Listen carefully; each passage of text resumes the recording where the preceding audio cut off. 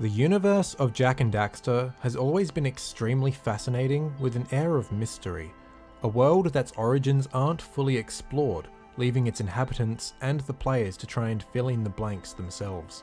It's only fitting then that the mysterious elements of the lore extend to the franchise as a whole, with plenty of obscure facts only the most dedicated Jak and Daxter historians are aware of. Which is why some of us historians came together on stream in February 2021 to compile a list of facts about the franchise in the form of this iceberg chart, from the most well-known among fans to some even the most dedicated fanatics would be unaware of. Linked in the description below is a Google document listing all the sources for the information in this video, so if you want the full understanding of everything in this iceberg, I'd suggest pulling that up and delving deeper. There's a lot of information I've left out to keep this video from being 3 hours long. Joining me on this endeavor are some really awesome Jak content creators, whose names will pop up on screen as they appear so you know who's talking. I encourage you to go and subscribe to all these guys, they all do excellent content. This video is also a part of Jak Month, a community-run event celebrating Jak and Daxter's 20th anniversary. To learn more about the event, follow the link down below for a full explanation. With all that out of the way, let's dive into this iceberg.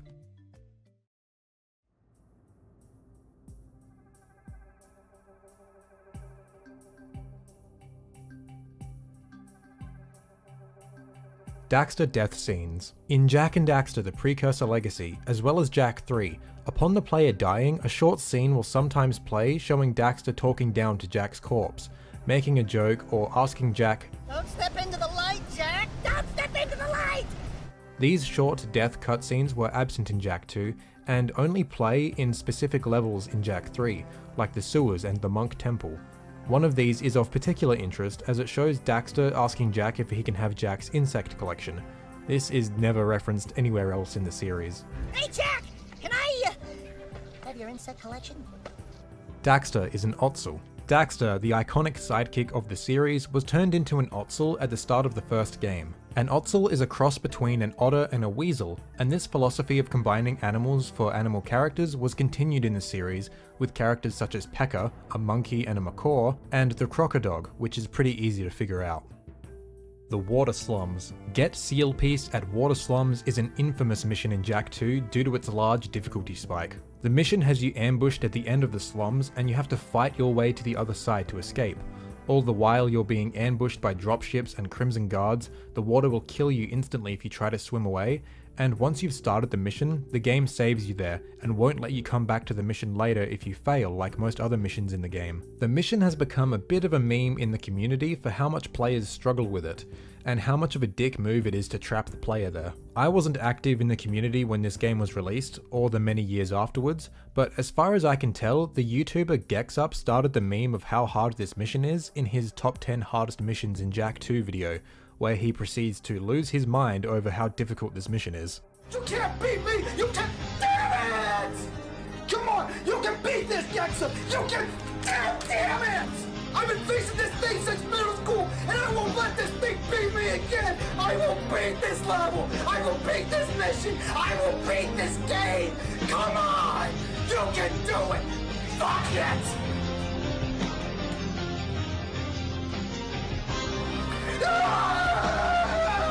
There's been a number of strategies fans have come up with to try and cheese the mission, such as using the hoverboard to just skate past everything, or just punching over and over again to avoid any combat. Or you can use the Chad strap by just playing the intended way and using your arsenal properly. Even 18 years later, everyone remembers this mission as being one of the hardest in the game, and left a collective scar on everyone who's played it. The Yak Cows in Jak 2. The Yak Cows were owned by the farmer in Sandover Village in the first game, and you were tasked with herding them back to their pen after some strange creatures tried to steal them. The Yak Cows make a reappearance in the garden areas in Haven City in Jak 2. Precursors are Ottsels. The Precursors, the mythical beings who created Jak's world and many others like it, are the same species as Daxter. The series played them up to being these all-powerful, godlike beings, but in reality, they were these little fuzzy rats all along. This decision was made by Naughty Dog because they wanted to subvert the tired cliche of the gods being these all-important mythical entities, and this decision is pretty divisive in the fanbase, even today. Jak is Ma.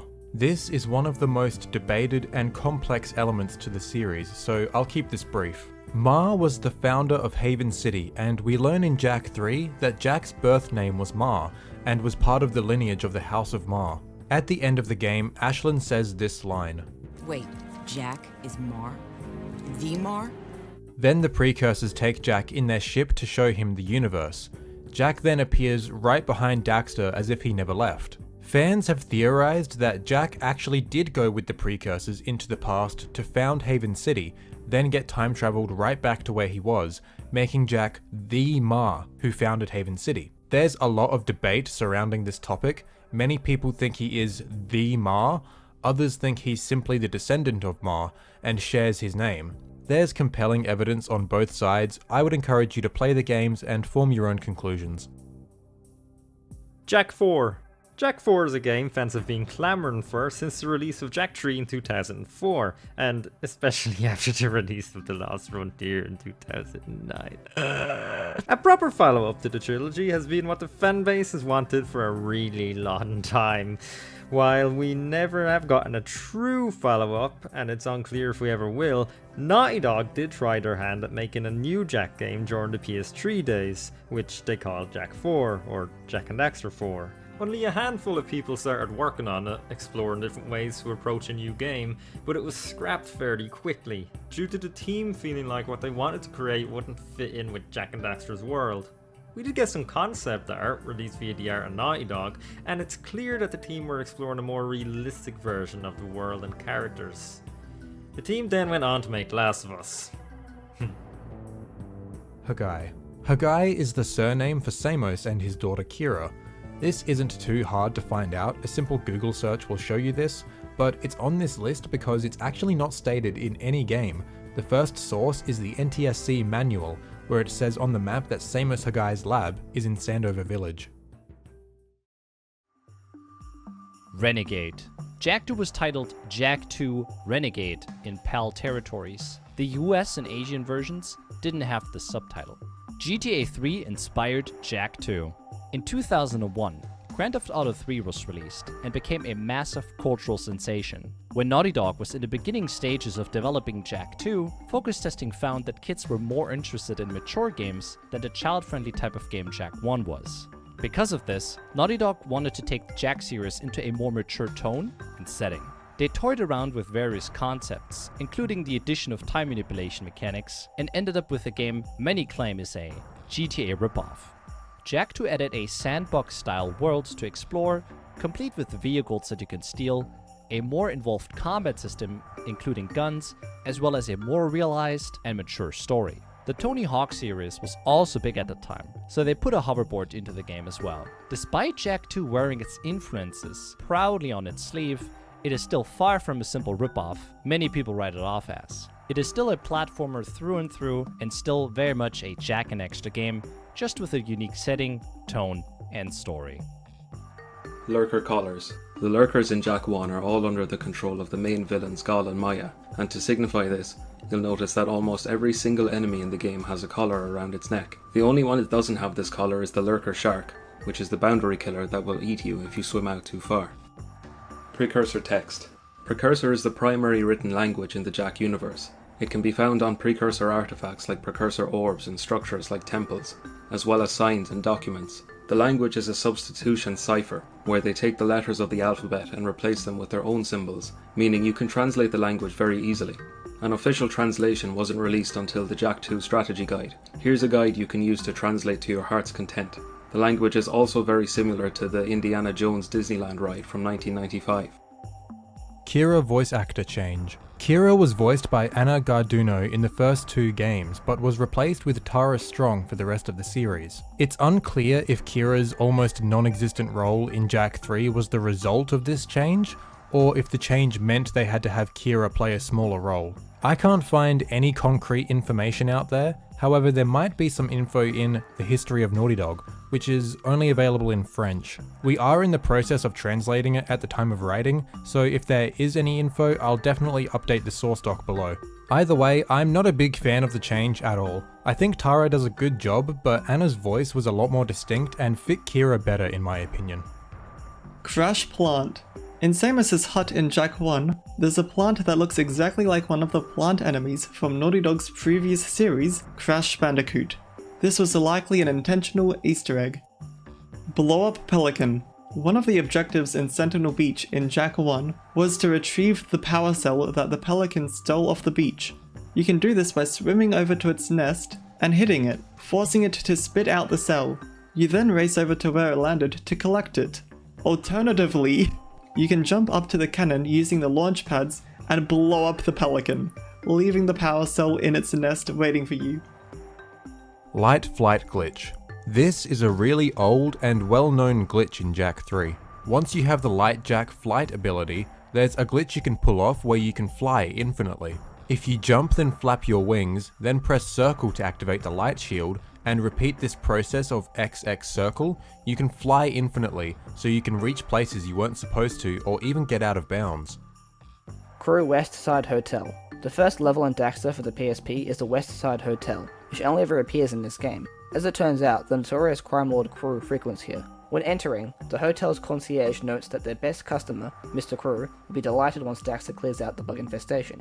Pictures of Crew as a child can also be found throughout the hotel. Vigor and Daxter. There's many characters from the series that pop up in Daxter's solo adventure, but one that's quite noteworthy is Count Vigor. In the third game he was touted as a big deal in Haven City, despite never actually showing up in the second game, so it's great to see him in Haven before the events of Jak 2. PS Vita version. The PS Vita port of the Jak and Daxter HD collection is infamous for being a miserable way to experience the games. All three games have horrendous framerate issues and loads of glitches. I swear, every time I replay this version, I come across some new glitch. Just listen to how the music is handled in the first game.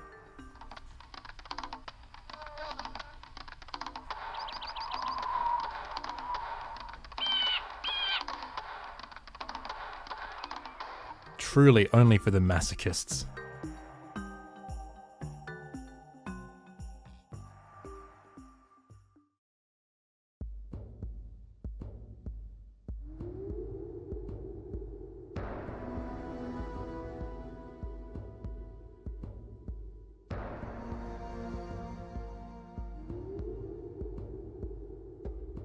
Racist core.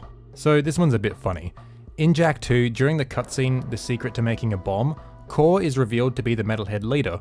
However, in the Jak and Daxter HD collection for PS3 and Vita, Core's face has glitched out and is in blackface. It's become a bit of a meme at this point that Core is racist. For whatever reason, this glitch only occurs when playing through the game's story. If you play the same cutscene in the scene player, the glitch does not occur. White Eco. This has been another point of contention within the community. During the final boss of the first game, the four eco colours combined to create light eco. But a lot of people have misheard Gall saying white eco. This can be chalked up to a lack of subtitles, and Gall's voice being a bit hard to understand. The way Jak uses the eco in this first game is also quite different to how it's used in Jak 3, so fans have speculated that maybe there are two different kinds of eco. This, however, is simply a misconception. We can look at the strategy guide, or the design bible, or the fact that the asset in the games file is named Light Eco. It's always been Light Eco. If you want to see the full breakdown of all the different arguments, I'd recommend reading the wiki page linked in the source document below. Debug mode. Debug mode is a hidden feature found in the first 3 Jak games, which allows the player to access debug text and utilize other features. This was discovered in 2018 by a handful of people in the Jak community, and is present in all retail versions of the games, and is accessible using a button combination. Using this, you're able to go into free cam mode, make Jak fly, give yourself any power cells on command, fill your inventory with 1000 orbs and skull gems, as well as all equipment, and so much more. It's listed as debug mode on this iceberg because that's what most people know it as, but it's since been renamed to cheat mode due to the actual debug menus being discovered. This is a whole other beast compared to cheat mode, and is only accessible on the PS2 version through emulation, or if you're using a PS2 toolkit, which is a PS2 developer unit. This feature gives you access to many more options, such as spawning at any point in the game, changing the time of day, toggling the textures. There is so much you can do. Collector's Editions.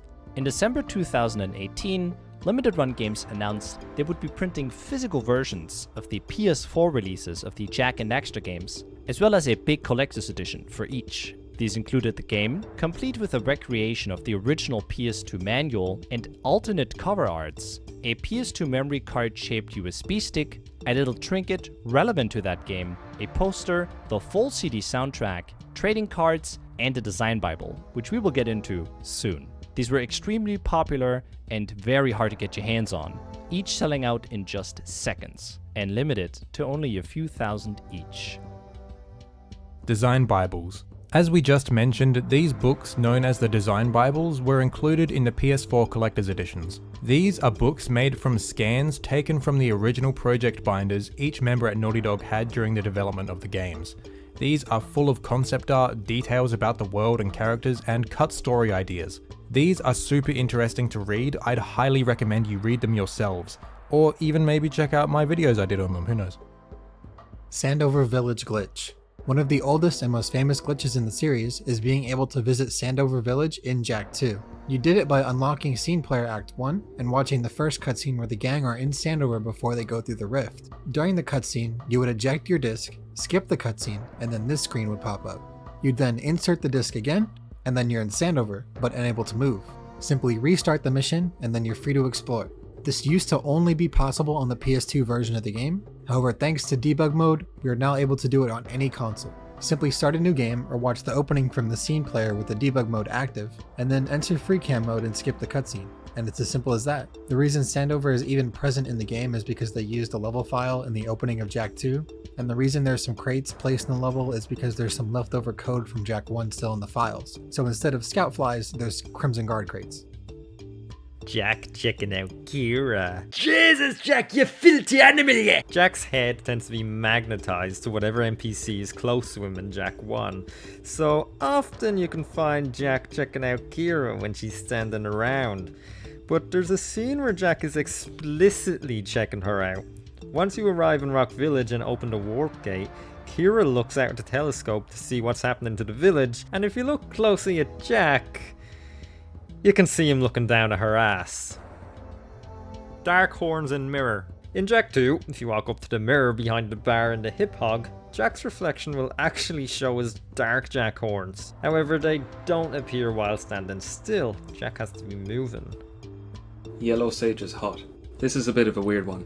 So as you play through Jak 1, you can visit each Sage's hut, green, blue and red, but strangely not yellow. Kira even says to activate the teleporter at the Yellow Sage's lab, but when we get there, nothing. It's just the entrance to Gol and Maya's citadel.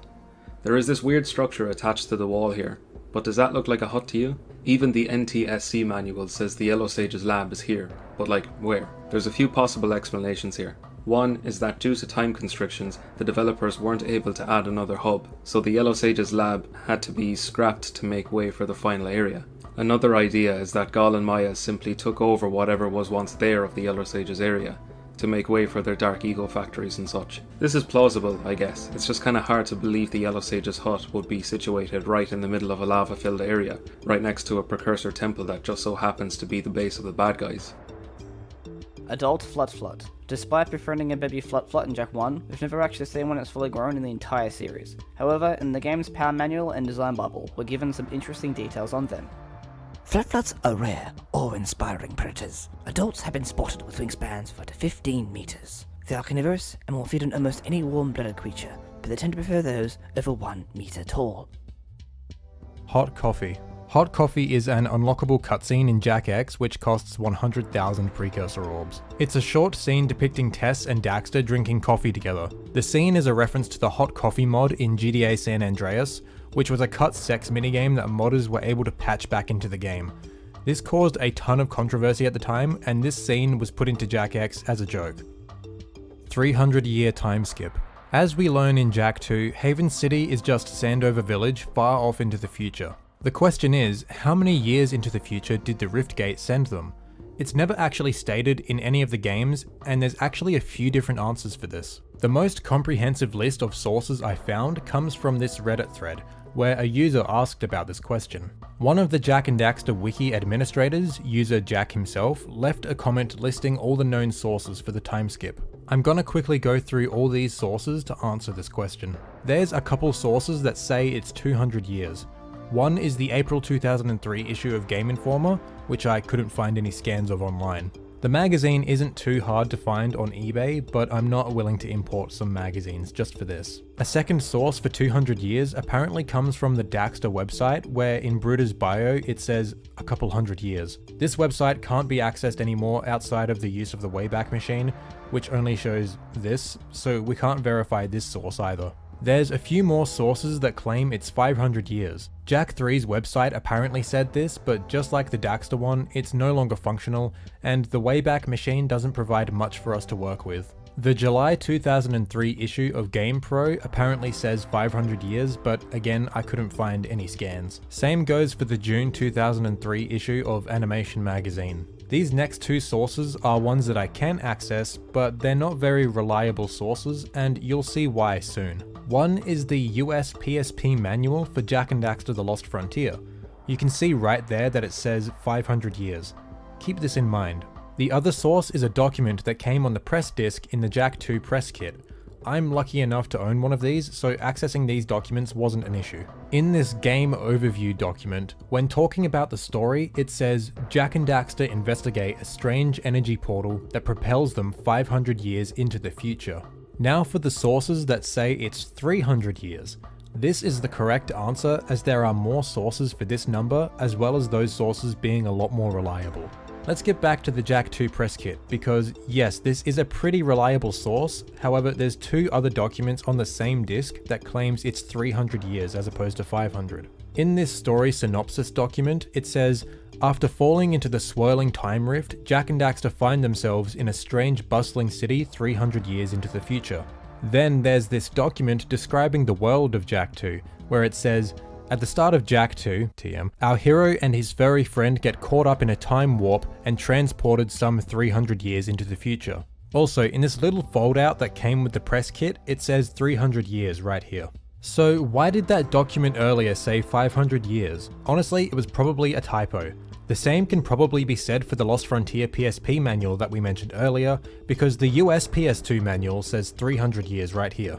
The Jak 3 strategy guide has this section called The Story So Far, where it recounts the events of the series leading up to Jak 3, written by creative director Daniel Ayre, and it clearly says 300 years right here. The final piece of evidence, and what I think is the most conclusive, is this cut piece of dialogue found in the files of an older build of Jak 2. This is Baron Praxis, as our city faces its worst threat in 300 years. I am faced with serious decisions concerning our future. I regret that I have few choices left. I command you all to return to your homes and say goodbye to your families. Be assured, we will not lose this fight, one way or another. The time has come to show these creatures what we're capable of when all hope is lost. It has been a pleasure ruling over you to the end. Obviously, this never made it into the final game, but it's pretty obvious 300 years was agreed upon if they went as far to record the dialogue and store it on the disc, even if it went unused. Jak trips. There are certain instances where the player can be moving too fast for the game to load the next area.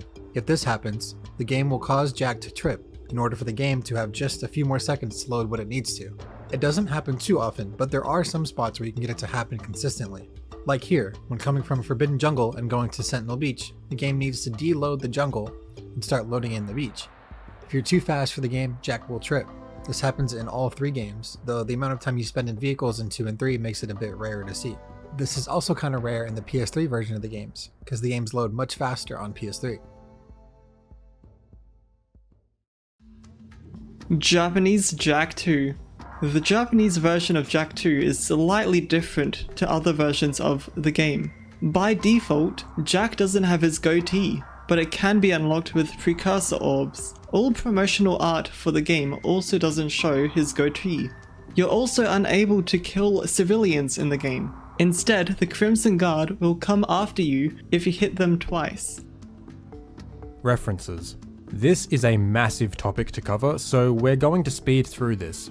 Jak and Daxter have been referenced in several other video games over the years. However, the Jak games haven't made a lot of references to other games, aside from the Crash Plant we talked about earlier, and Ratchet & Clank. Jak 2 has a billboard with Ratchet & Clank on it. In Jak 3 you can unlock Ratchet & Clank gun courses. In Jak X, having a Ratchet deadlocked save file on your memory card unlocks Ratchet as a playable character, and in Daxter, you can unlock wearable Ratchet & Clank and Sly Cooper masks. Speaking of the Ratchet & Clank series, Ratchet & Clank 2 has a lot of Jak references. On the start screen, Ratchet can be seen playing some games, mostly Ratchet 1 and 2, but he'll also play Sly Cooper, as well as Jak 1 and 2! Mac Tower Resort has these floating screens that switch between two images. There's a hidden third image, which you can see when you destroy one. It's an image of Jak and Daxter. Jak and Daxter are featured on a TV screen in Clank's apartment on Planet Indako. Then later, on two separate billboards on Planet Demoiselle. Also on Demoiselle, at the end of the Grind Boot section where you get the hypnomatic part, Ratchet and Clank mimic Jak and Daxter's famous Powercell dance. In Ratchet Deadlocked, you can unlock Jak as a playable character. However, only player 2 can play as...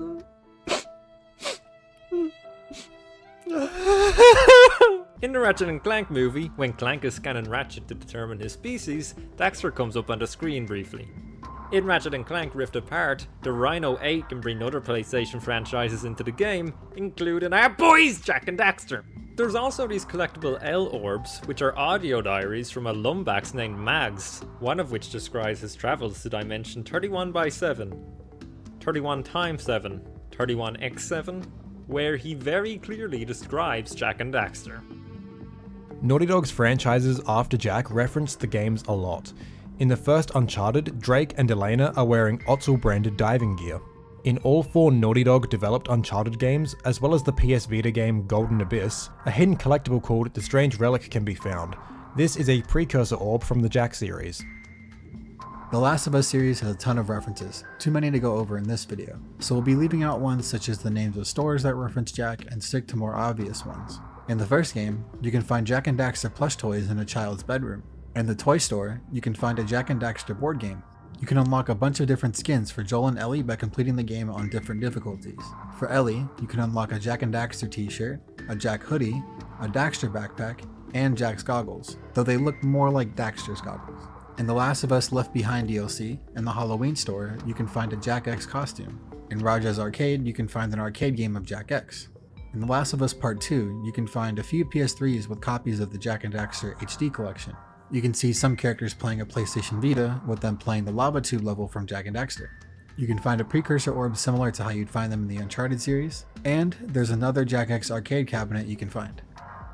Jak and Daxter starred in the 2011 game PlayStation Move Heroes alongside Ratchet and Clank and Sly Cooper and Bentley. While this may sound good, unfortunately the game wasn't considered that great. Jak and Daxter were also playable fighters in the 2013 PlayStation All-Stars Battle Royale. Daxter got a cameo appearance in Sly Cooper Thieves in Time as a collectible figure, and he was a playable character in the PlayStation 3 game Pain. Jak and Daxter were also playable characters in Everybody's Goal 4, and they were DLC characters in Mod Nation Racers. And the same goes for Little Big Planet 2, where they also appeared as DLC characters. To top it all off, Jak and Daxter were also referenced in Asterix and Obelix XXL2. Naughty Dog: The Lost Frontier. As we know, Jak and Daxter: The Lost Frontier was not developed by Naughty Dog, but instead by High Impact Games. However, this game started development at Naughty Dog in around 2006. The studio had 2 teams, one to work on this PSP Jak game, and the other to get to grips with the PS3 to create Uncharted. Eventually, the studio had to abandon this Jak game to put all their efforts into getting Uncharted finished, as the PS3 was infamously difficult to work with. The Lost Frontier wouldn't see any further work until it was handed to High Impact Games, who didn't have much time to complete the game. We don't know exactly how much of the game Naughty Dog finished, but according to Sam Thompson, senior producer at Sony Worldwide Studios, they'd come up with this really cool tech demo and we had a couple of levels working on the PSP. The game was going to be awesome. We were super excited about it because it was basically taking concepts from Jak X, but actually fulfilling what we wanted to do, with parts that were meaningful. You could create your own airships and cobble together all these things with these different stat bonuses and actually have meaningful engagements in the air. You could jump from plane to plane. It was going to be really cool, but we couldn't get anybody here to work on it, so we put it on the cooler for a while. Also, according to Taylor Kurosaki, a visual effects artist, we had done a lot of work, a lot of cinematics on the PSP game. I was really proud of it. That whole opening cinematic in the final game was basically shot for shot what we did.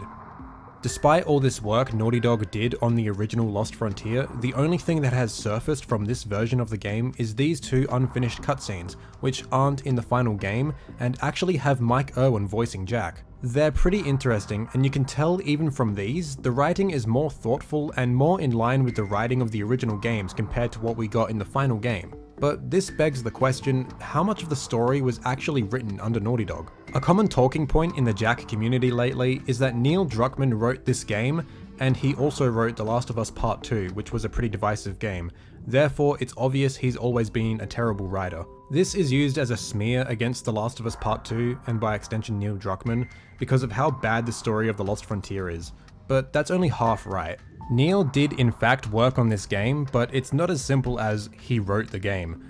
The reality is that Neil Druckmann and Richard Lemarchand, who both started at Naughty Dog during Jak 3, worked on the original design and story for this game, and Daniel Ayre, who was the creative director for the whole Jak series, wrote the original script. This isn't to say these 3 are to blame for the terrible story we ended up getting, because we don't know what their version of the story looked like.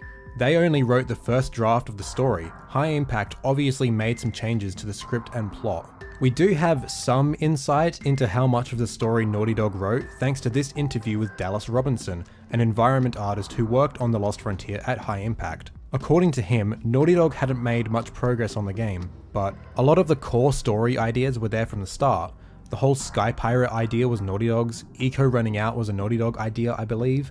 The idea that the precursors just never finished making the planet was a Naughty Dog idea. I will say that Dark Daxter was a High Impact idea, so yeah, if you're not a fan of that, you can blame us. Jak's eco powers, like the rocket boost jump thing, were a High Impact idea as well.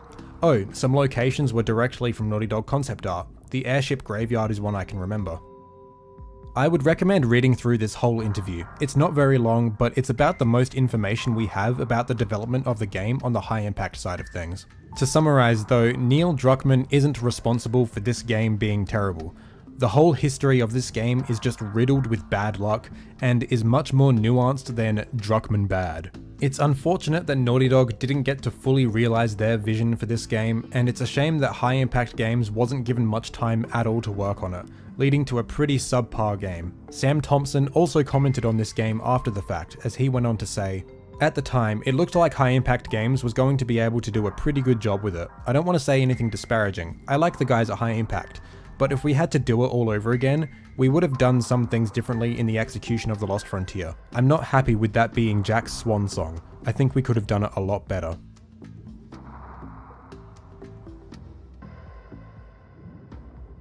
Memory card corruption. When Jak X first released, a lot of players seemed to experience a glitch where the game would get stuck while trying to autosave. This caused some players to have their memory cards corrupted.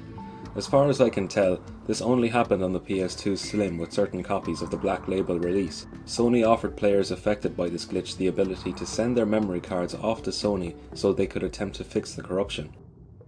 Abu inspired Daxter. One of the lead animators at Naughty Dog, John Kim, was inspired by Abu from Aladdin when approaching Daxter's animations. Daxter was, I guess, one of the things that I drew as far as inspiration was Abu, Aladdin Abu. He was squirrely, he was literally just all over Jak. In Aladdin is all over the main character, and yeah, and he would do the same thing in the game. You know, if he does a spin kick, he would spin around him and he'll string back and come back like a rubber band. And so yeah, all that ideas, I think, heavily for me as an animator came from Aladdin. Speedrun tricks. Boosted uppercuts are done by slowly walking off of a ledge, and just as Jak's feet slip off, Performing an uppercut spin, this gives a bunch of distance in a short amount of time, and is used to clear large gaps. Some examples of this in the speedrun are skipping activating this blue eco pad to get to this power cell on this platform, the entire robot climbing section by performing a boosted from this platform, and doing 2 in a row here from the cannon tower. Lava Tube Skip is the biggest skip the game has ever seen. It allows runners to drop the power cell requirement from 72 down to 20. The goal of the trick is to activate a checkpoint halfway through the first section of the level, on foot, skipping the power cell requirement. It's performed by entering Lava Tube out of bounds and then waiting 30 seconds for Jak to do an idle animation. Once it's done this, walk back towards Volcanic Crater to load that checkpoint. Then going back to Lava Tube, jump around the trigger for that level, then go back inbounds and utilize these cool spots to make it just over halfway through this section of the level. Once here, you'll want to start holding one of the 4 faced buttons and wait for Jak's idle animation to happen. This will cause the game to check your location in relation to the nearest checkpoint, and because you're closer to the checkpoint further in the level, killing Jak will spawn you there. This skip saves around 31 minutes.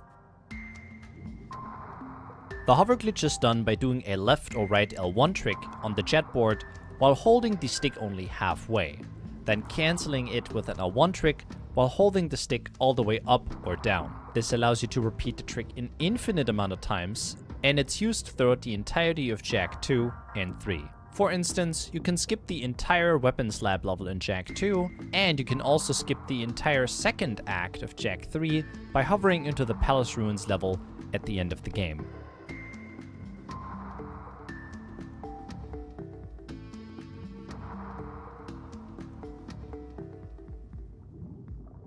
Mars Tomb Skip is done at the very start of the Jak 2 speedrun, and lets you skip 67% of the game. First, once you escape the prison, you'll want to go out of bounds here, and die. This loads Jak on the other side of the barrier. Next, you want to go out of bounds here, which bypasses this barrier, and then you drive up to Mars Tomb and use a zoomer to drive up the slope. You jump and land on this platform. The speedrunners usually do a boosted uppercut here to fall into the void and perform a death warp, but you can also go to the right into the elevator shaft, and as soon as you see this door open the menu and restart the mission. This will also put you in front of the entrance. Then jump on this ledge, uppercut into this part of the wall, and then you're in the tomb and able to complete the level.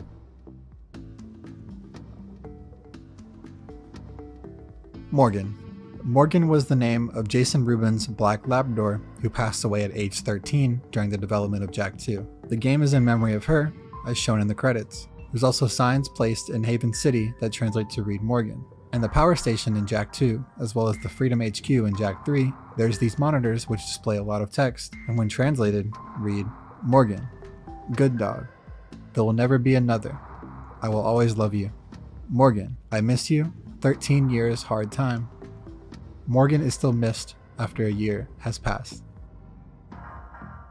Jak and Daxter cut levels. The design bible for the first game is chock full of interesting cut content, some of the more interesting content being the cut levels. This here is an early concept of the world map, and you may notice there's a lot more levels here than what we ended up getting in the final game. First off, there's not 3 villages, but 5, each having 3 full levels. Despite having different names, a lot of the levels here are early concepts of the levels that made it into the final game. There seems to be no sign of Geyser Rock or Fire Canyon, but Seaside Village, Beach, Jungle, and Misty Island appears to be Sandover Village and its respective levels. Rock Village and its levels seem to be accounted for with Sunken Village, Swamp, Sunken Ruins, Rolling Hills, and Ogre Mid-Boss, which is referring to Claw. For the next village, we seem to have only gotten Volcano Village and Snow as Volcanic Crater and Snowy Mountain. But we do have some interesting concept art of the Sierras. The level would have us scaling the side of a massive mountain. I wish this made it into the game. The next level, Lava Mines, could be Spider Caves' counterpart, since it already has a lot of mining equipment, especially around the Precursor robot. The next village is Stilt Village, its levels being Precursor Ruins, Savannah, and Cave Under Falls. Spider Caves is full of water in its concept art, so Cave Under Falls might be another level it's based off of. The last village is the Underground Village, and its levels are Precursor Foundry, Underground Forest, and Underground Boss Citadel, which leads into the final boss. The final game felt shorter than it should have been, so honestly, I'm salivating just thinking about how all these levels would have been like. This map and the names gives us a vague idea, and from what we know, some of them would have been absolutely amazing, especially Precursor Foundry and Ruins. We also have this strange image that was found in the files of a Jak 2 demo disc and could possibly point towards even more cut levels. It's kinda hard to tell what's going on though, so here's a cleaner image someone made online. It appears to be the same map as the one used for Jak 1's manual, except there seems to be some new areas and paths drawn over the top of it. There's the possibility that it's an older version of Jak 1's map, but all the new areas are rougher than the map, so it's likely a designer was messing around, or maybe it's a very early idea for the world map for Jak 2, which could explain why the areas on the map don't seem to look like any of the cut levels from Jak 1's design bible. Something that's very interesting though are the paths connecting a bunch of the levels together, all leading back to Precursor Basin.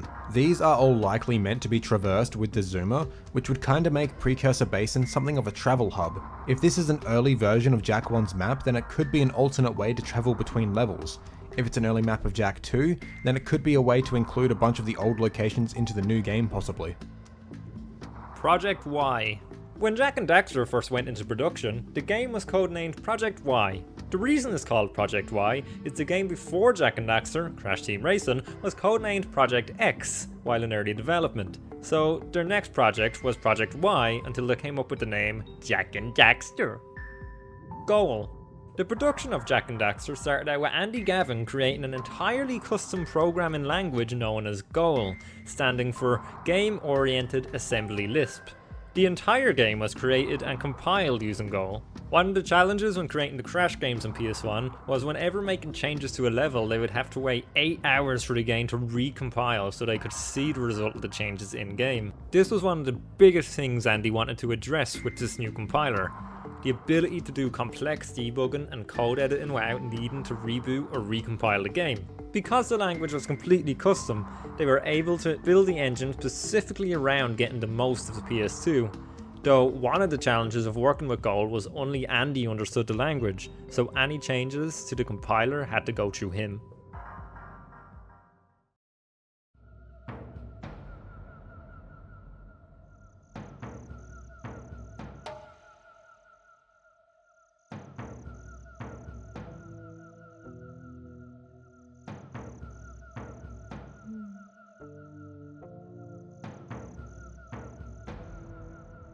Map text. Jak and Daxter's manual wasn't a conventional manual like we're used to, it was actually a map of the game's world on one side with more general information on the other. However, the PAL and NTSC maps are pretty different. The NTSC map doesn't have a whole lot of info, and it was also missing this whole paragraph of precursor text circling the map. This was exclusive to the PAL copy of the game. I'll just read out the whole thing. In ancient, dreamless, uninvaded sleep, the silent giants wait to be awakened. Deep will their slumber be, silent their once echoing voices, until the world has no memory of their beginnings. In the gloom they will watch, and they will wait. Those who go to them for answers will return only with new questions. But these will come when silence ends. The one who carries the light will awaken the voices. With him one whose fate was twisted towards darkness long ago. In the time before time, when the light bursts from the earth, the answers to the questions will begin. But only begin, for still the world will not be ready to learn the truth of its past, or the secrets of its future.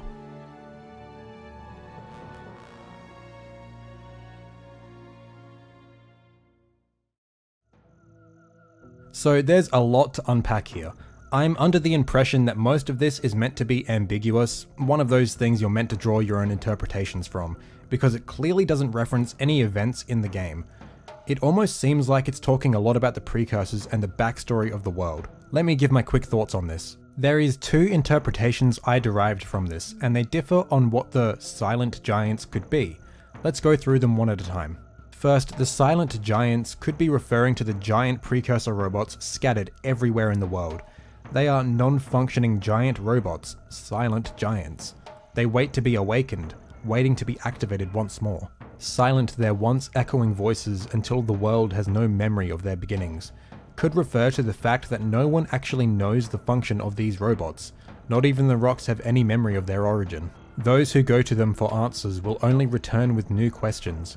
Perhaps when people try to analyze these giants to understand their function, they end up with more questions than answers. But these will come when the silence ends. Here it's referring to the answers. Perhaps the answers will appear when the robots are activated, once their silence ends. Those who carry the light will awaken the voices. There's two things I gleaned from this, and one refers back to the design Bible. In the original story synopsis, Jak, Daxter, and Kira would discover a precursor robot underground and power it up with the light eco. So perhaps this line refers to anyone who carries light eco will awaken the robots. It is more likely, however, that it's referring to Jak, because it goes on to say, with him one whose fate was twisted toward darkness long ago. This to me sounds like Daxter, as his fate was twisted by dark eco. However, thanks to hindsight, the roles here can easily be reversed.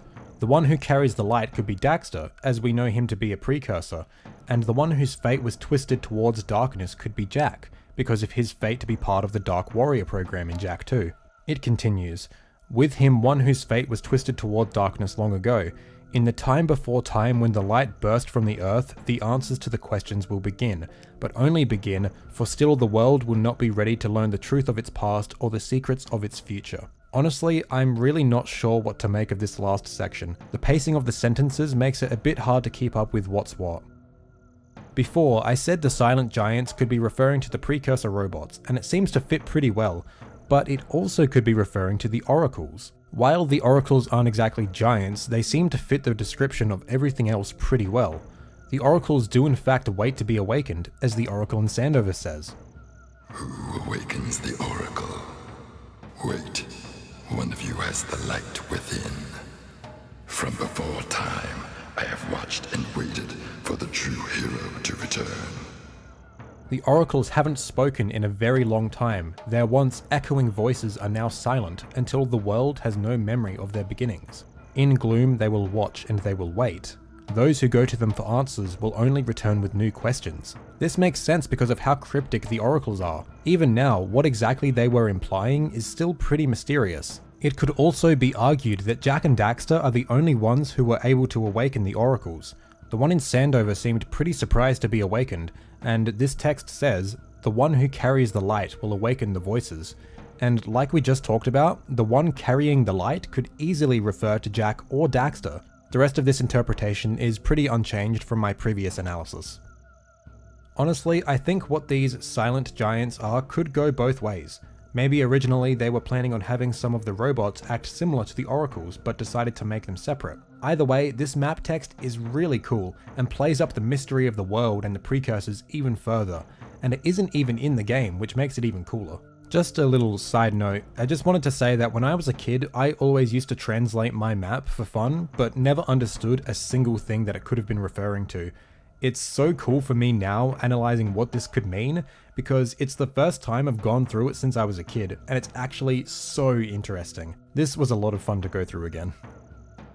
Seam's death. Originally, the character Seam from Jak 3 was going to be killed off. At the end of the mission, Rescue Seam at Monk Temple, Seam gives Jak the time map and talks in a very raspy, whispery tone. The reason for this line delivery is because Seam was originally going to be crushed under some rubble, but they decided not to go with this. PS4 glitches. The PS4 ports of the Jak games aren't the best, but they're at least playable. However, they've had some pretty game-breaking bugs in the past, which were thankfully patched out, so let's go through them real quick. This texture glitch could be done in the PAL version of Jak 1 by switching from 50 to 60 Hz a few times. It absolutely wrecks the game. Jak 2 also had a game-breaking bug upon release in PAL territories, except this one wasn't avoidable. For whatever reason, the game was slowed down by about 16%, effectively putting the game into slow motion. This didn't affect the NTSC release and was patched out pretty quick. Around a year after the ports were released, they dropped a big patch for each game, fixing some bugs and adding a way to flip the camera controls for Jak 1 and 2.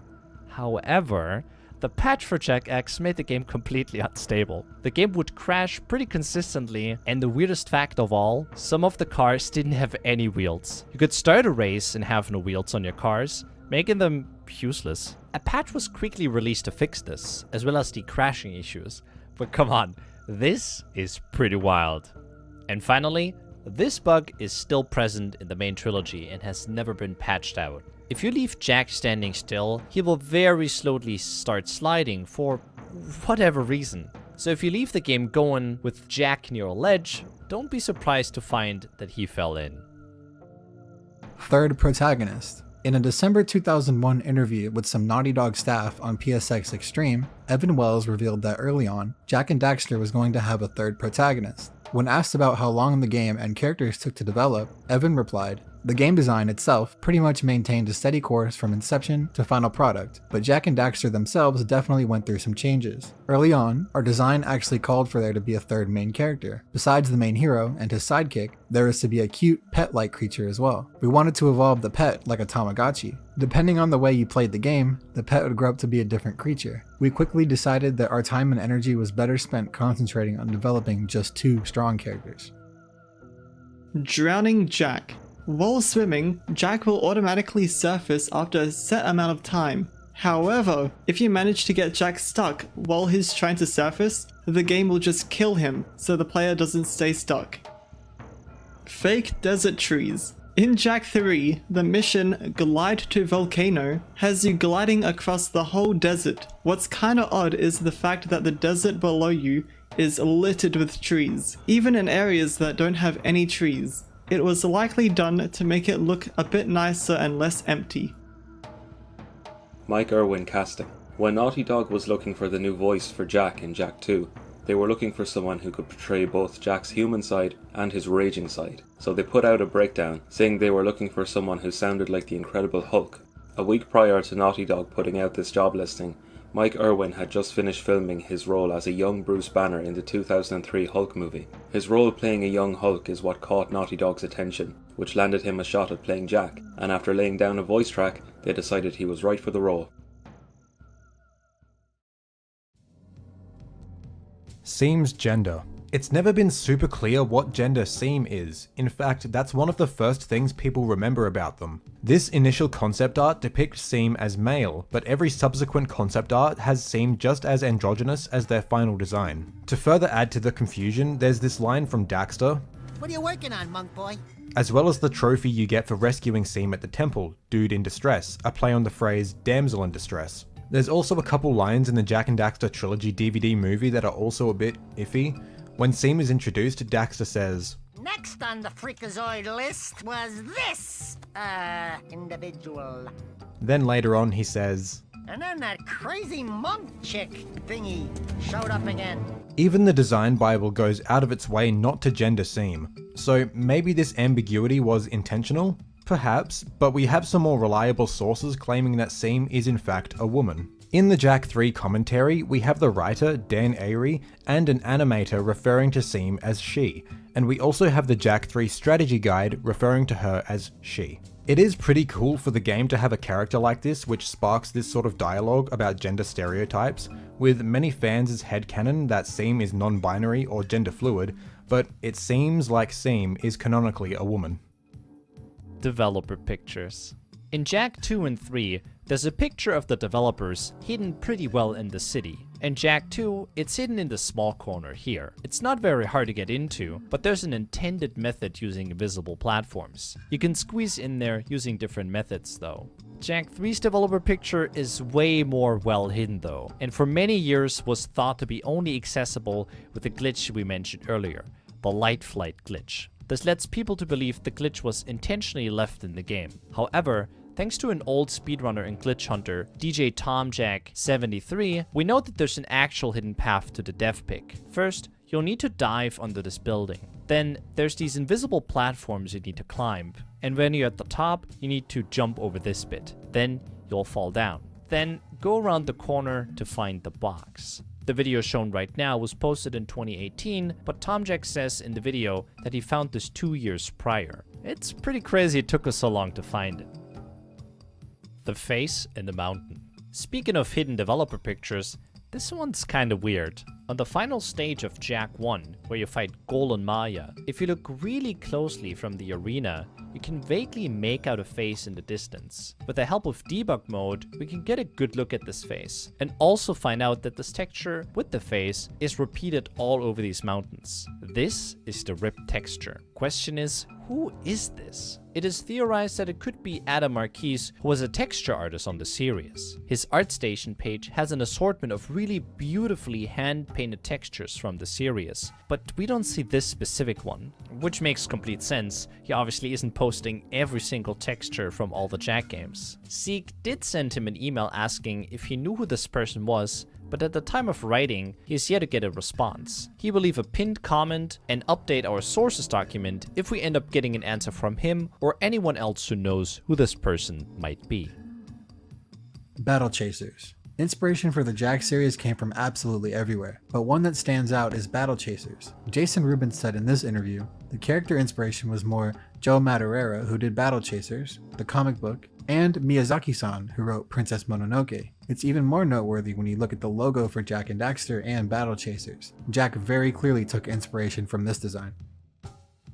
Queens of the Stone Age. In the Jak X intro cutscene, there's a wicked action scene of Jak in a car chase with the song You Think I Ain't Worth a Dollar But I Feel Like a Millionaire by the band Queens of the Stone Age playing over it. Towards the end of the cutscene where Jak rescues Daxter from the bar, another Queens song plays, Song for the Dead. These two songs were picked by the video editor Taylor Kurosaki while editing the scene. Originally, they were just placeholder tracks until they found something equally as good or scored something themselves. In the end, they thought these tracks fit the scene perfectly, so they kept them. I'd recommend going to listening to those songs, they're really good.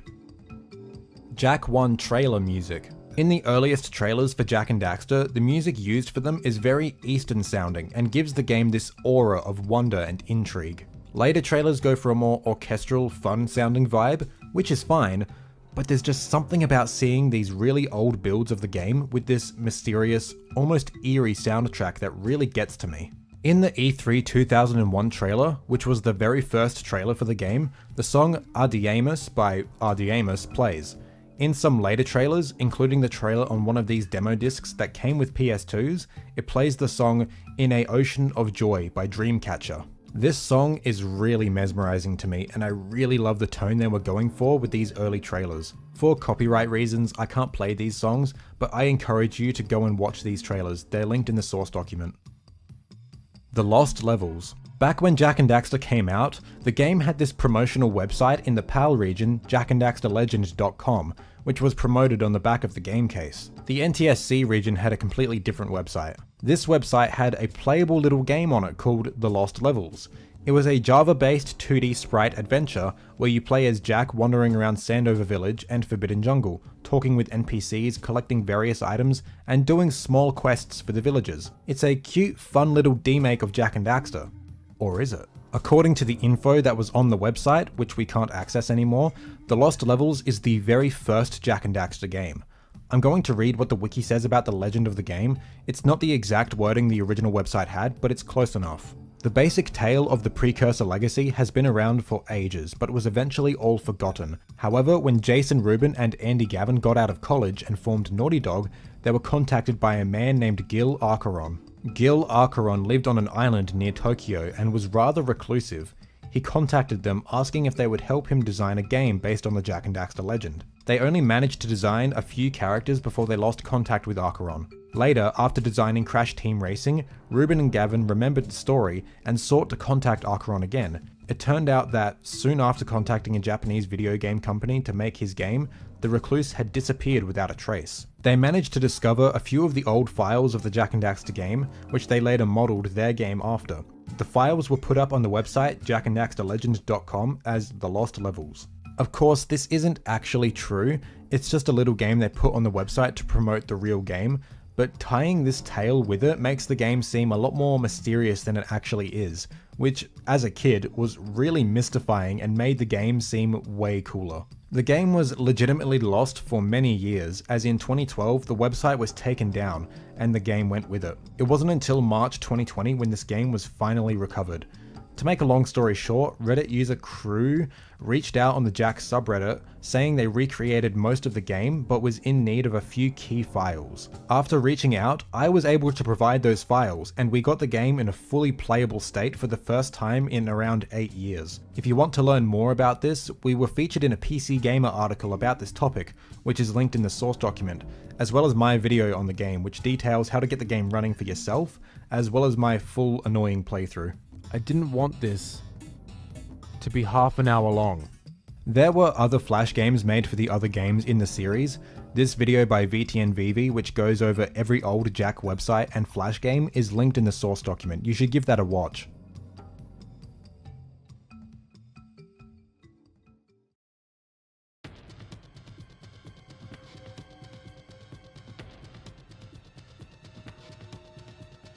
Jak X soundtrack. When looking for a composer for Jak X, Naughty Dog wanted bands to do it, and ended up reaching out to Billy Howardell of the band A Perfect Circle. Naughty Dog said they liked the otherworldliness of their music. They originally wanted 20 songs, but Billy went on to say in a GameSpy interview that he wouldn't be able or wanted to write that many. So instead, he had the idea to write about 4 or 5 songs and do 15 remixes for each. A bunch of them were done by Danny Lohner, formerly of 9 Inch Nails, who hit a brick wall with the remixes and started writing his own stuff for the game. Eric Bass, a friend of Howardell's, and Dean Mentor, a former guitarist of Faith No More, also did some of the remixes. In terms of performing the tracks, former A Perfect Circle drummer Josh Freese did most of the drums, with Adam Willard of The Offspring and Joey Castillo of Queens of the Stone Age doing some other tracks. Paz Lenchantin, who also previously played in APC, played bass on a couple of the tracks. Guitarist for APC Troy Van Leeuwen and Wes Borland, guitarist for Limp Bizkit, also played on a couple tracks. It's pretty crazy that so many big name musicians played on this soundtrack, and it's also crazy that none of them, except Billy Howardell, were credited in the credits of the game. We only know of their involvement thanks to an interview with Howardell. Jak 1 voice actor. This one has me a bit stumped. Jak's voice actor in the first game is not credited anywhere in the game or manual. When looking this up online, it says a guy named Aaron Law voiced him. However, I cannot find a single primary source for this information. No interviews, no special thanks, nothing. I'm inclined to believe it's true that it was him, but I don't know why there isn't a single source cited on any wiki or IMDb page. Just doing a Google search of Jak voice actor, it'll come up with Aaron Law, Mike Irwin, and Josh Keaton, so it's not hard to find this information, but the lack of any real source is the reason why this entry is so low on the iceberg. If anyone has any source, please share it in the comments or DM me on Twitter or Discord, because I'd really love to see it. Fishing hard mode. After finishing the fishing minigame for Jak 1, if you stand next to the fisherman and press left left right right left left right right X, you are able to talk to him again and replay the fishing minigame. The fish becomes super fast and it never ends. There are some really cool phases and the last phase becomes unfair, with eels spawning right in front of fish. This was discovered by the Jak speedrunner Das while playing through an emulator, and noticing the game was looking for player inputs while standing next to the fisherman. We then found out a few months later that this code was accessible to us all along. The Japanese strategy guides actually have this code in them, so it's crazy to think that Japanese players have heard about this all along. 1 Express. It is possible to beat Jak and Daxter with only pressing the X button once, by keeping it held down for the whole playthrough. With the use of crouch uppercuts, backwards boosted with crouch uppercuts, and holding the X button to gain more height and jump off the pads. The X button is pressed and held at the start of the fishing minigame because it unlocks Misty Island, which has a lot of power cells, but more importantly, holding down X allows you to drive on the Zoomer through Fire Canyon, Mountain Pass, and Lava Tube, and it lets you finish the final boss. Jumps become extremely hard with this challenge, and if you ledge grab, you have to save and load to get out of it. Hugo Martin. You may have heard of Hugo Martin. He's the game director on the recent Doom games. He's kind of a household name in the Doom community, and he actually got his start in gaming working on Jak X, utilising his background in automotive design. He worked at Naughty Dog from Jak X to Uncharted 1, then went on to do some contract work until landing a full-time position at id Software. E3 2001.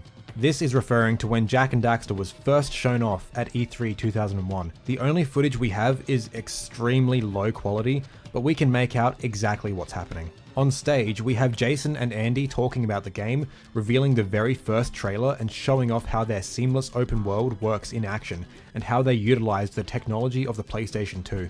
The game was also playable at this incredible looking booth at the event, and thanks to some IGN clips, we're able to see some gameplay.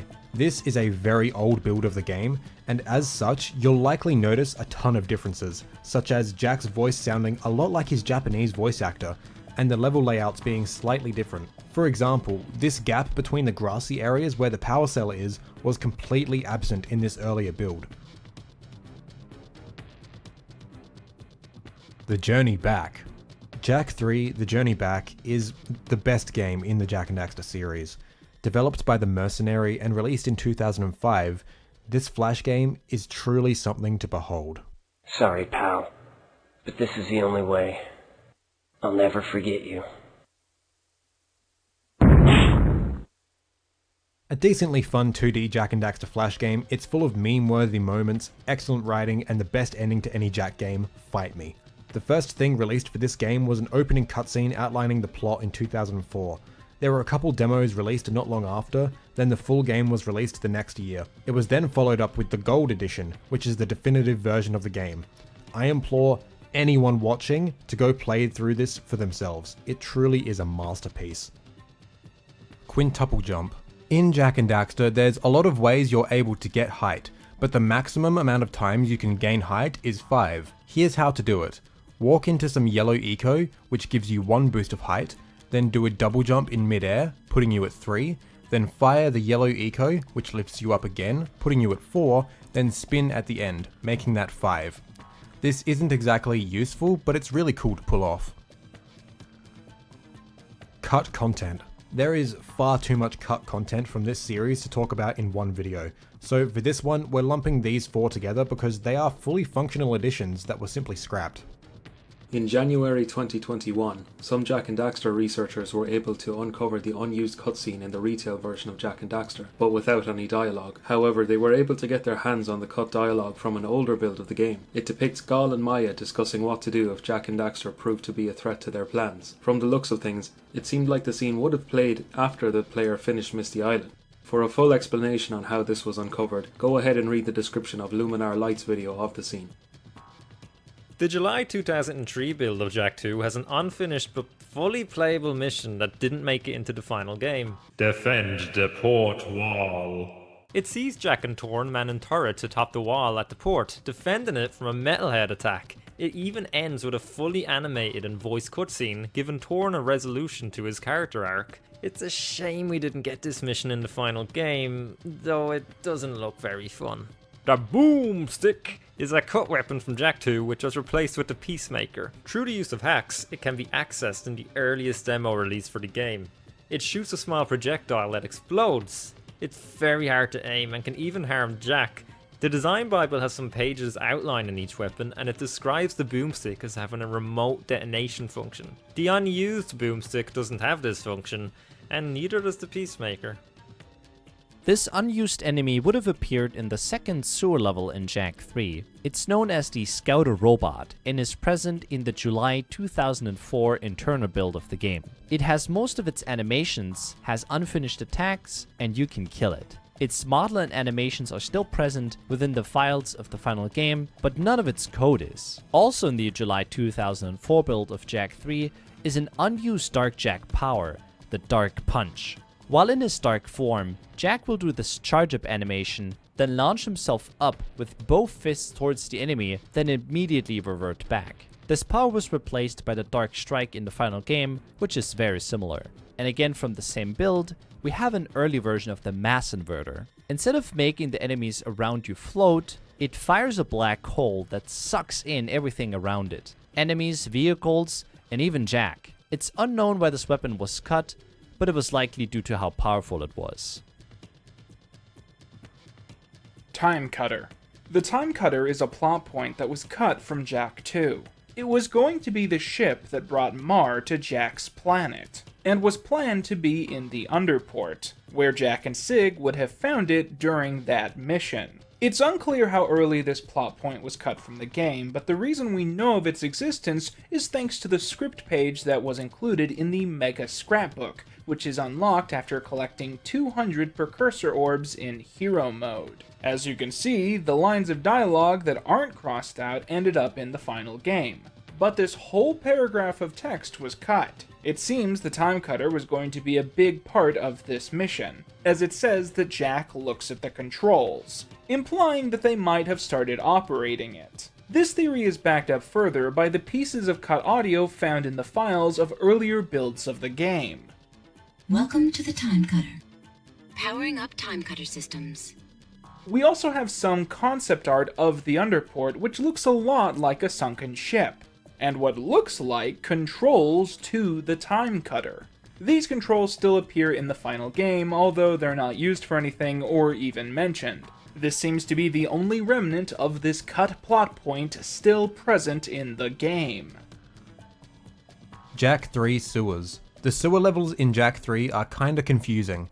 There's a total of 3 sewer levels. The first one is located in the destroyed section of the city, the second is in the industrial section, and the third is in the new section of Haven. There's a number of design choices that make navigating these levels really confusing, so let's break it down a bit. The first room of the first level looks like this, a massive open area with a big waterfall into nothingness. Then at the end of the level it looks like this, a path with a circular platform that leads to the exit. For some reason, there's also this path here, complete with non-functioning gas platforms, which leads nowhere. The second sewer level is fine for the most part. It starts with this area which introduces these gas platforms we saw earlier, but what's this? The exit looks identical to the entrance of the first sewers.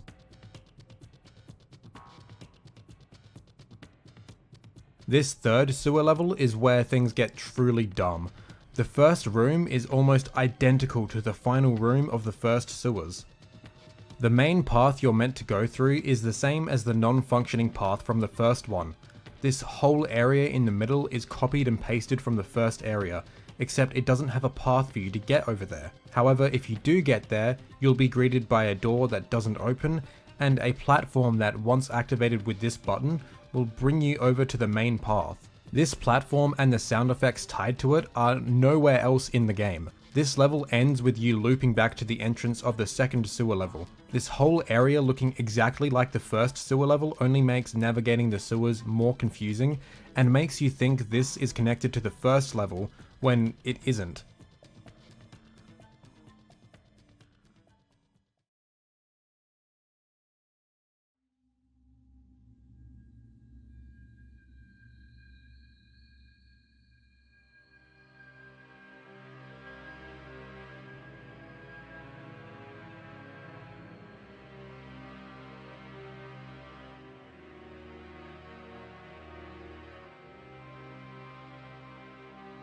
Where are they now?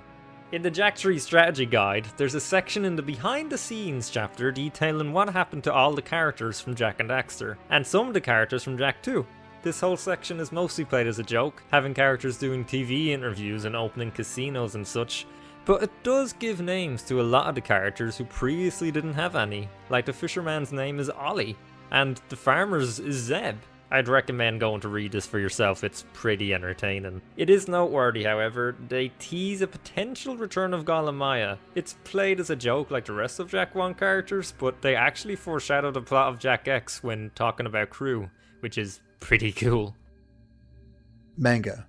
Featured in CoroCoro Comics, this cute little Jak and Daxter manga ran from February 2002 to February 2003. It doesn't follow the story from the game, nor does it tell its own overarching story. It's a collection of short antics-based stories set in the Precursor Legacy world. Unlike the Crash and Ratchet mangas that were also made, the Jak manga was never re-released in standalone volumes, which is a shame. What's also interesting is it seems the artist for the manga also provided some little comics for the Japanese official Perfect Guide. There's currently an ongoing effort to get scans of all comics featured in CoroCoro. and so far Jak and Daxter is still missing 2 of them. The owner of the site has 2 chapters that he still needs to upload, so we're only missing the October 2002 and the February 2003 issues. If anyone has access to these missing chapters, please reach out to Zeke or the owner of this site. It's a piece of Jak and Daxter lost media at the moment that deserves to be archived. Hole in Lost Precursor City. It turns out this room in Lost Precursor City has a hole. Multiple in fact. There are entrances, an exit. Oh, and there's also some random hole under the water. It gives you a clear view of the power cell you get for raising the chamber. Problem is, unless you're in debug mode, it's really hard to get in a position to actually see through it. I had initially found it while messing around in debug mode, but it turns out you can see it without cheats, however it's not easy to do. There's a button that brings up these platforms that only stay up for a small amount of time. They lead to another platform with a power cell. If you ignore the timed platforms entirely, and just try to swim to the platform with the power cell, and move your camera as close to Jak as possible, you'll get a small glance of the power cell below. This is very unintuitive, but it might be possible for it to happen to a new or experimentative player. Jak X Vinyl. Back in 2006, a website called SoMuchSilence.com, which seems to be a personal blog by a hip-hop artist apparently named Kevin, held a competition where you could win 2 12-inch vinyls. One for The Con, a PSP title, and Jak X, both featuring exclusive songs and remixes. The author of this article said in order to win the competition, you had to guess what 2 albums they would grab from a fire, or while stranded on an island. A winner would then be selected randomly from the correct entries. Only 6 people commented on the post, and I can't find any follow-up post announcing any winners or correct answers. I don't know if these vinyls were only available through this competition on this random blog, but these vinyls are really rare, so I can only assume this was the only way to get your hands on one. I happen to own one of these and have it documented on the Jak and Daxter archive. Terry. This is a big one. During the Jak 3 mission, Defend HQ from Attack, there is a very, very small chance that the game will spawn in this giant robot. He will follow you around really slowly and attack animations will play out, but he can't deal any damage. At the moment, we're unsure what causes him to spawn. At first we thought his appearance was just a rare glitch, but references to him in the game's files have since been found, referring to him as RoboGuard Giant, which seems to indicate that he was intended to be in the game at some point. If the player manages to kill Terry by damaging him during his attack animations, whatever enemy replaces it in the game's memory will retain his size. This explains Red Terry, which is less common than Blue Terry for this reason. I've also been told that a giant spy droid can also appear through this process. When this happens, these enemies act the exact same way they normally would, the only difference being their size. The reason he's named Terry is because I came across him for the first time on stream, and that's the first name that came to my head when thinking of a name for him. And he certainly elicits a reaction when he shows up on stream, that's for sure. Oh my god! Holy shit, what the? Holy fuck! Oh my god! Guys! Holy fuck! That actually scared the fuck out of me, holy shit!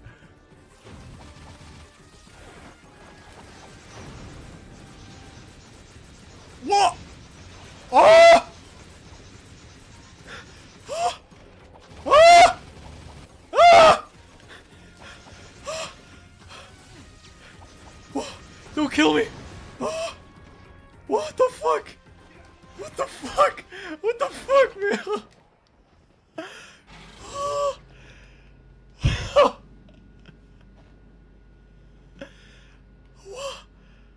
Oh!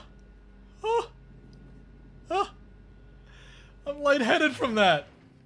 I don't even know what to say. Jak X codes. During the various cutscenes of Jak X that include live broadcasts, there is some precursor text that scrolls by at the bottom of the screen. When translated, it's mostly a bunch of random statements like, "The precursors are watching," and "Tess loves Daxter." But in the middle of the text, there's a cheat code. Hold L1 and R1 together, then press triangle, triangle, circle, square, X, triangle, X, circle for a prize. The only problem is, inputting this code doesn't do anything. It doesn't work during a race, in the pause menu, or in the secrets menu. We have no idea what this code is for or how to activate it even today. The Jak X strategy guide doesn't mention this code at all. I encourage you people to try and figure out what this code does. Who knows, it might not even be for this game. It could be for Ratchet, Deadlocked, or Sly 3, or even Daxter. Precursor Orb Typo. The NTSC and PAL covers of Jak and Daxter the Precursor Legacy each have a different secret message hidden on the orbs in the background. On the NTSC cover, the message seems to say "Power On," and on the PAL cover it says "One Destiny." However, the last letter on the PAL cover is obscured. During the Iceberg stream, Martian had discovered the orb for the game's trailer has the same text as the orb on the PAL cover, and with further inspection, it seems the message has a typo. Instead of a Y, the letter we were expecting, the last letter on the message was a Z? A theory to how this could have happened involves a style of keyboard layout called QWERTY, identical to the QWERTY layout you may be familiar with, but the Z and Y keys are switched. We are thinking that the person who wrote this text was familiar with one of these formats, but had to use the other and didn't know the precursor text well enough to catch the typo they had made. Or, you know, someone just messed up. Crouch Spin. To hype up the release of the Jak and Daxter Trilogy remaster for the PS3, Sony had released a video called The Making of Jak and Daxter. This video gives a peek into the development of the first game and shows off a lot of information that's hard, if not impossible, to find elsewhere on the internet, such as high-resolution images of concept art, mock-ups for level layouts, and about a minute into the video, we can see an image that shows Andy Gavin's original concept for Jak's moveset, dated 1999. We can see that there was originally going to be a crouch spin move, where you'd be able to pull off Jak's spin attack while crawling or crouching, which is something you definitely cannot do in the final game. There is a more complete image of this moveset, which is dated 2000, but it's much harder to read from this image. It would be fantastic to get a full look at this original concept. There's bound to be at least a few more planned moves that were eventually cut.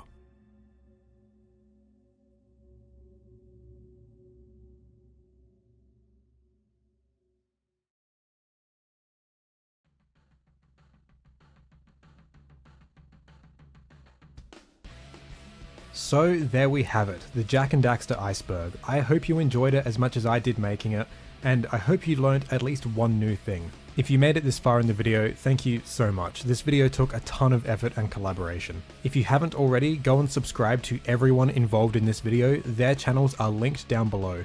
And if you're a fan of Jak and Daxter, be sure to check out all the other fantastic creators who have taken part in Jak Month. You won't be disappointed. If you did enjoy this video, I'd appreciate it if you could leave a like and subscribe if you're new to my channel. I'd also like to take this time to thank my Patreon supporters. This year's been super rough for me and they've been helping me throughout. If you would like to support my work, gain access to some exclusive videos, and have your name at the end of all my videos, you can go to patreon.com/PowercellZeke. I just want to say again, this video was a massive undertaking. It's the biggest project I have ever done, so I would really appreciate any support. Thank you once again for watching. I hope you're enjoying Jak Month, and I will see you next time.